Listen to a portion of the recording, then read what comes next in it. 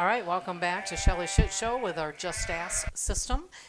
If you didn't catch the first one, that was about injunctions against harassment. And I was asking my audience to decide whether or not the plaintiff stated enough evidence for the defendant to be given this injunction against harassment. I'm going to own it. I'm owning it. I am the defendant, if you didn't guess that already. I didn't want the first one to be personal. I certainly didn't want my input. I really wanted you to watch it without my input on any of it, to find out if you feel like that it was justified that the judge actually ordered it. The reason it got to the point where her and I were having issues is because I was taking care of a colony of cats. And all the cats have been fixed and spayed and neutered, and I had a really nice area set up at a snowbird's house, and I was caring for the cats, and they hate cats. So the son started coming over, sneaking over in the middle of the night and stealing my cat dishes and the food and the water bowls. He was dumping food into the water bowls, and then he stole the cat tower, and it was one thing, and I never had the actual proof outside of my neighbors had witnessed him doing it. Well, when the cats started disappearing and I found a cat trap on their property is when things didn't go so well, because I was livid. I mean, they were trapping my cats and throwing them out in the desert and killing them. So when I saw the trap, I called animal control, I called parkman, I called everybody to get this trap removed. She had no business whatsoever having a cat trap on her property. All the cats were fixed. Her intention, strictly and solely, was to trap my cats and remove them out into the desert and leave them to fend for themselves. She wanted them gone, and she succeeded. But the thing is there was never any face-to-face confrontation with her because she wouldn't communicate with me, and I was getting frustrated because of all the stealing, and so I started putting posts up on Facebook for suggestions because I didn't know, honestly, it was them at first doing it. And I was posting for help, suggestions, and what I can do. The three things that she had were the target, of course, and the second one was me sending people over to her home, and the third one was Shinedown. Those are the three things that the judge granted the harassment injunction on. Now what I'm going to show you now is the end result with the judge after an hour and a half, 2 hours, going to fight this injunction. And also be clear, I had no clue how to do this. Very uneducated with the system. I've never been in this position in my life before. This is his reasons for keeping the harassment injunction in place. This is his reason. We're here for today because a petition was filed setting forth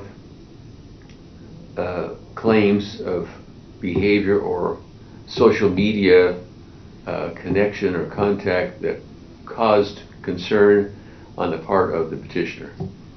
I've had her respond, I've heard testify to that, I've heard your response to that you feel some are older or whatever. She's got these, and she presented them, and they do have a gun, they have a target that have been apparently used for target practicing, and other statements. The statements are not very friendly.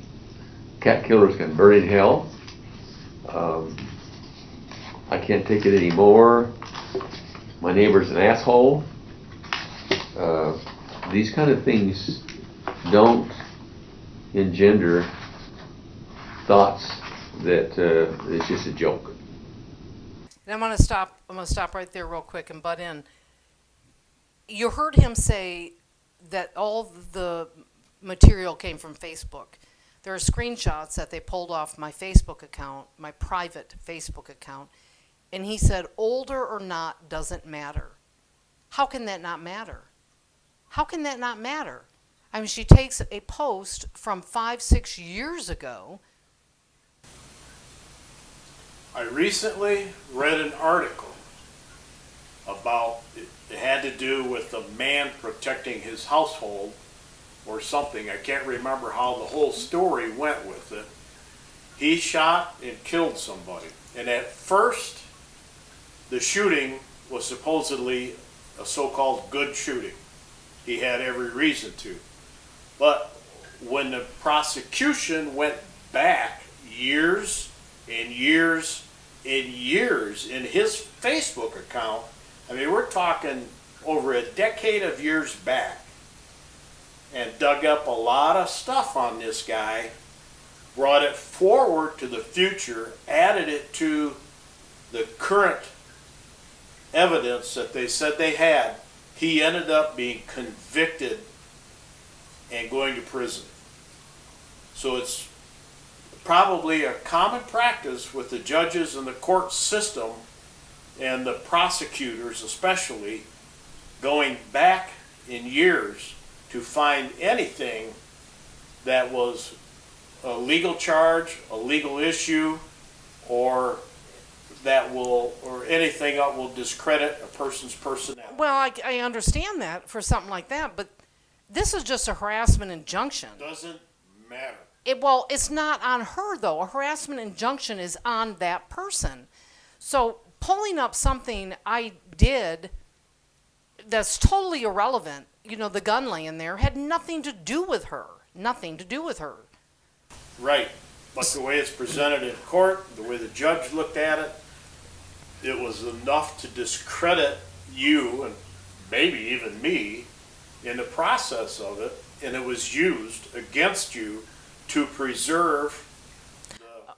Okay, but they're not even looking at what it was. So cat killers can burn in hell. Well, yeah. I mean, that's a video that was produced about anybody that would kill a cat deserves to burn in hell. And then I can't take it anymore. That had nothing to do with it. That was a joke. That was a joke video. And it was a joke video. It was when Dos Gringos closed, and I was up there banging on the doors, crying, acting like I was all upset because our favorite bar closed down. I can't take it anymore. Open, open. I want you to open. I can't take it anymore. God, please, just open. Open. We can't take it anymore. I just can't do it anymore.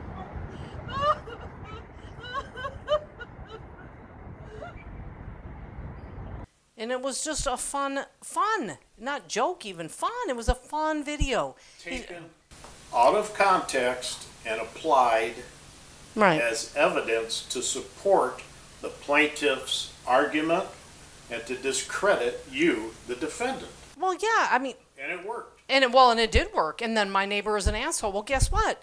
My neighbor is an asshole. So I don't have the right to say my neighbor is an asshole when they're killing my cats? They're going to tell me I can't say how I feel about somebody? And then I'm a horrible human being because I think my neighbor's an asshole? I mean, it doesn't say anything about my character except that I'm an honest character. That door behind you in the video is to the laundry room. Next time you want to call somebody an asshole, you just go in the laundry room and stand back in there for 20 minutes and yell, "Fucking asshole!" and anything else that you want to do. Get it out of your system so you can walk out in public. Oh, yeah, you know what?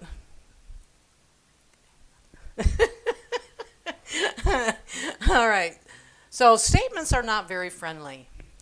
Cat killers can burn in hell. I can take it anymore. My neighbors. I love that. Statements are not very friendly. Well, no. You know what? They're not going to be. When are we going to balls up here? I mean, geez. It's okay for her to kill my cat, so. It's a concern to somebody else who has those, sees those on there. The burden of proof in these cases, this is not a criminal proceeding, it's civil, and the burden of proof is by a preponderance of the evidence. That's like having a balance scale. The slightest tipping of the scale is sufficient to carry the burden of proof. And I find, as apparently the judge did who issued this, it wasn't me, it was somebody else, when she came in and had the petition ex parte, which the law allows to be done, was satisfied and issued the injunction against harassment. And I'm not convinced otherwise that it should be dismissed. I'm convinced, or I'm satisfied that the burden of proof is there still, and I'm going to keep it in fact. So he believes, with his scale, this judge, that there is enough evidence to show that I am going to harass her. And I don't agree with that. I don't agree with that at all. Nor would you. Well, right. I mean, but do you? I mean, how do you feel about that? I mean, how do you as an audience feel about that? Is it justified? Am I that horrible that, I called her an asshole? That, I spoke my mind about it? I mean, do I deserve this injunction placed on me? And you know what? And it didn't bother me, honestly. When he kept it in order, I was like, what the fuck ever? Seriously. I don't want nothing to do with the bitch anyway, so I was fine not going over near her or have anything to do with her. But when you look at it, well, and let's talk about one other thing real quick. You and I were together with this experience. The judge was falling asleep. Okay? I'm not going to forget that ever. Ever. He fell asleep. This is no joke, people. The judge fell asleep while this woman was speaking. So I'm watching this whole procedure take place, and I can't believe what I'm hearing from the plaintiff. I can't believe that the defendant isn't being allowed the opportunity to respond to the accusations of the plaintiff so that there could be definition made of what the presented photographs or whatever they took off of Facebook could be explained as, because they were not relevant to the argument being made. And then to sit and watch the judge fall asleep, sat right back in his chair, and he did the chin drop to his chest. He's actually sat there and nodded off. And we were just like, this woman, the lies that came out of her mouth, I mean, that alone was just mind-boggling, the lies that she told. And I'm thinking, oh, so it's okay then to lie in court now, right? I mean, I guess that's the thing everybody does now, lie. They just lie about everything. But the judge falling asleep, man, that hit it on the head for me. And then he comes up with, it's like almost like he slept through the whole thing and then went, these things aren't very friendly. Yeah, I'm going to wait, yeah,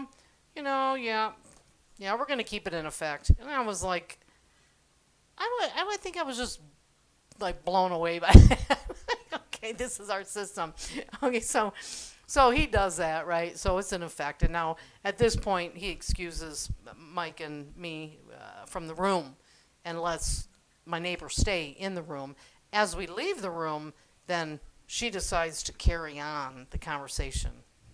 I did come back in, and the clerk there told me that I would get a phone call to modify the order about the guns, and I have the statement here.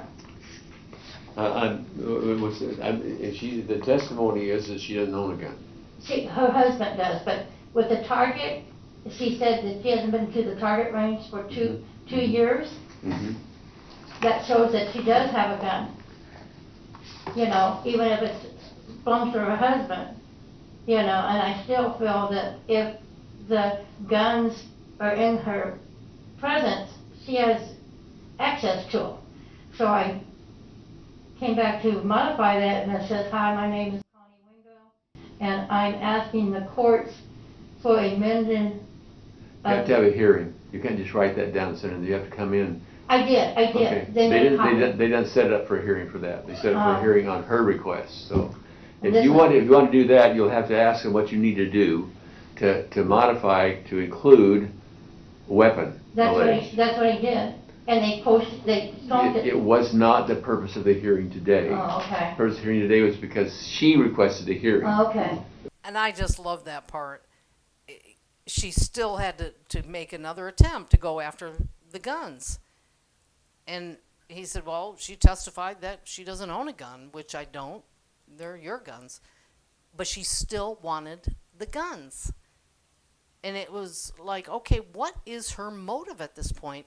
We know her, so we know she has no fear of the guns.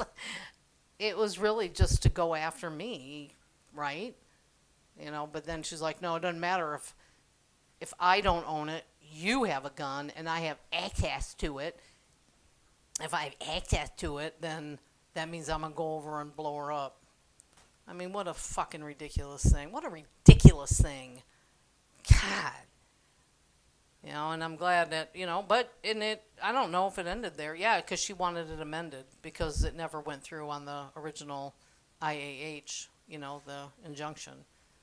And he's like, no, no. But anyway, so, yep, my first time ever dealing with this situation in life and court and dealing with judges and power and control and all that bullshit. I decided, okay, you know what?